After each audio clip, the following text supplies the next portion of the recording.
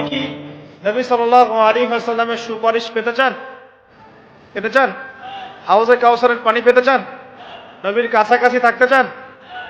শুনুন, নবী সাল্লাল্লাহু আলাইহি ওয়াসাল্লাম বিভিন্ন হাদিসের মধ্যে বলেছে, বিভিন্ন হাদিসে, যে ব্যক্তি দুনিয়াতে নবীর সুন্নত যত বেশি পালন করবে, নবীকে যত বেশি ভালোবাসবে, তার উপর যত বেশি দরুদ পড়বে, ইনশাআল্লাহ কিয়ামতের দিন সে নবীর তত কাছাকাছি থাকবে ইনশাআল্লাহ। আর যদি সকালবেলা 10 বার এবং সন্ধ্যাবেলা 10 বার পড়তে পারেন, আল্লাহুম্মা সাল্লি আলা মুহাম্মাদ ওয়া সাল্লিম, অথবা আল্লাহুম্মা সাল্লি ওয়া সাল্লিম আলা নবিয়িনা মুহাম্মাদ, ইনশাআল্লাহ নবী সাল্লাল্লাহু আলাইহি ওয়াসাল্লাম আপনার জন্য সুপারিশ করবেন। সকালে 10 বার, সন্ধ্যায় 10 বার দরুদ পড়া খুব কঠিন? সকালে 10 বার, সন্ধ্যায় 10 বার দরুদ পড়তে সময় লাগবে সর্বোচ্চ 5-10 মিনিট, নাকি? অনেকে বলে না যে ভাই 1 মিনিট দাঁড়ান, 1 মিনিট সময় নষ্ট হলে কি এমন হয়, এটা মানুষ বলে না? 2 মিনিট সময় নষ্ট হলে কি এমন হয় মানুষ বলে, স্পেশালি বাঙালি জাতি এটা বেশি বলে।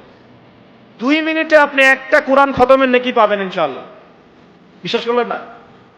2 মিনিট লাগবে খালি বলতে, কুল হুয়াল্লাহু আহাদ আল্লাহুস সামাদ লাম ইয়ালিদ ওয়া লাম ইউলাদ ওয়া লাম ইয়াকুল লাহু কুফুয়ান আহাদ।